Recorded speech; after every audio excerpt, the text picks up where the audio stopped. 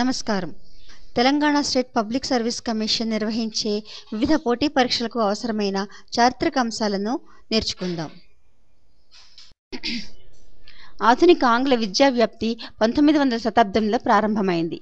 తమ సామాజిక మత వ్యవస్థల గురించి భారతీయులు పునరాలోచించేలా చేసిన ఉద్యమాలు ఆధునిక ఆంగ్ల విద్యా వ్యాప్తి, క్రైస్తవ మిషనరీల మత ప్రచారం, ఐరోపాలో ప్రారంభమైన ఉదార, హేతువాద, మానవతావాద ఉద్యమాలు. భారతదేశంలో మత సంస్కరణ ఉద్యమాలు మొదట బెంగాల్లో ప్రారంభమయ్యాయి. భారతదేశంలో మత సంస్కరణ ఉద్యమాలు తరువాత పశ్చిమ భారతదేశంలో ప్రారంభమయ్యాయి. భారత్లో పునరుజ్జీవన ఉద్యమ పిత రాజా రామ్మోహన్ రాయ్. బ్రహ్మ సమాజ స్థాపకుడు రాజా రామ్మోహన్ రాయ్.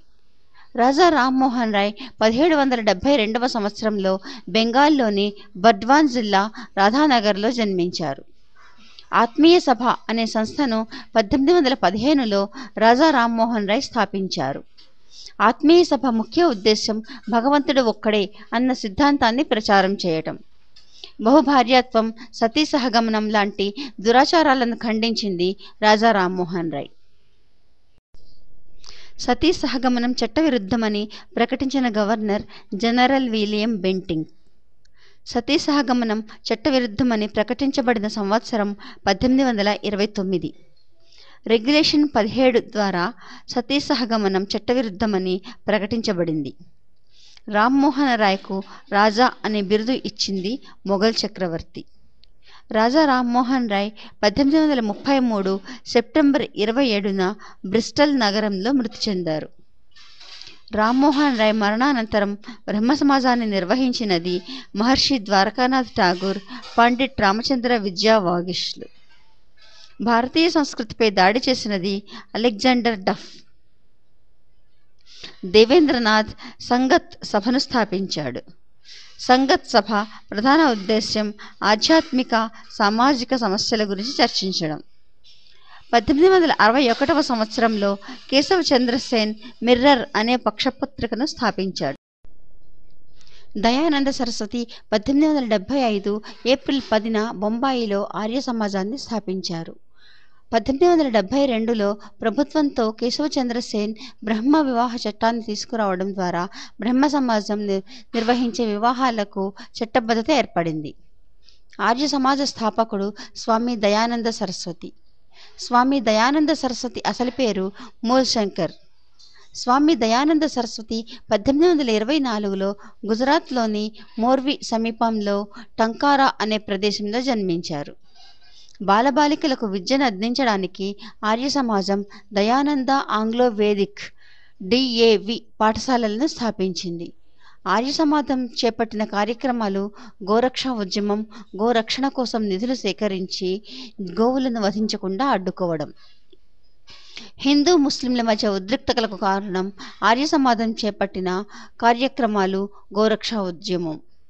1897లో పశ్చిమ బెంగాల్లోని బేలూరు కేంద్రంగా వివేకానందుడు రామకృష్ణ మిషన్ను స్థాపించారు.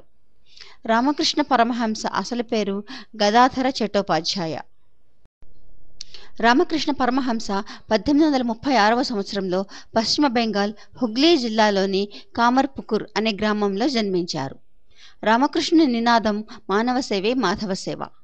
రామకృష్ణ పరమహంసకు సూఫీ మత గురువు ఇస్లాం మత దీక్షను అనుగ్రహించారు. వివేకానందుడి అసలు పేరు నరేంద్రనాథ్ దత్తా.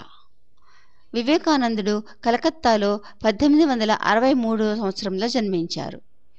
వివేకానందుడు మొదటిసారి 1881వ సంవత్సరంలో రామకృష్ణ పరమహంసను కలిశారు. వివేకానందుడు అనారోగ్యం కారణంగా అతి చిన్న వయస్సులోనే 1902లో మృతి చెందారు. దివ్యజ్ఞాన సమాజాన్ని రష్యాకు చెందిన HP బ్లావట్స్కీ, అమెరికాకు చెందిన కల్నల్ HS అల్కాట్లు 1875లో న్యూయార్క్లో స్థాపించారు. దివ్యజ్ఞాన సమాజం ప్రధాన కార్యాలయం 1882లో మద్రాస్ సమీపంలోని అడయార్ వద్ద నెలకొల్పారు. దివ్యజ్ఞాన సమాజం ప్రధాన లక్ష్యాలు విశ్వ మానవులందరిలో సోదరభావాన్ని పెంపొందించడం, ప్రాచీన మతాల అధ్యయనాన్ని ప్రోత్సహించడం. అనీ బెసెంట్ 1898లో వారణాసిలో సెంట్రల్ హిందూ స్కూల్ను హిందూ మత సూత్రాలను బోధించడానికి ప్రారంభించారు. మదన్ మోహన్ మాలవీయ కృషి ఫలితంగా సెంట్రల్ హిందూ స్కూల్ బెనారస్ హిందూ విశ్వవిద్యాలయంగా 1916లో అభివృద్ధి చెందింది. ఉత్తరప్రదేశ్లోని బరేలీకి చెందిన సర్ సయ్యద్ అహ్మద్ ఖాన్ అలీగఢ్ ఉద్యమానికి నాయకత్వం వహించారు. మహమ్మదన్ ఆంగ్లో ఓరియంటల్ కళాశాలను సర్ సయ్యద్ అహ్మద్ ఖాన్ స్థాపించారు. ఆంగ్లో ఓరియంటల్ కళాశాల లక్ష్యం ముస్లింలకు ఆధునిక శాస్త్ర విజ్ఞానాన్ని అందించడం. ఆంగ్లో ఓరియంటల్ కళాశాలను 1920లో అలీగఢ్ ముస్లిం విశ్వవిద్యాలయంగా అభివృద్ధి చెందింది. క్రైస్తవ మత ప్రచారకుడైన అలెగ్జాండర్ డఫ్ చేసిన హిందూ మత వ్యతిరేక ప్రచారాన్ని సమర్థంగా తిప్పికొట్టింది దేవేంద్రనాథ్ ఠాగూర్. రామకృష్ణ పరమహంస భార్య పేరు శారదామణి. పశ్చిమ భారతదేశంలో పునరుజ్జీవన పితగా పేరుగాంచిన వ్యక్తి ఎంజి రనడే. ఆర్య సమాజ ప్రభావం పంజాబ్ రాష్ట్రంపై ఎక్కువగా ఉంది.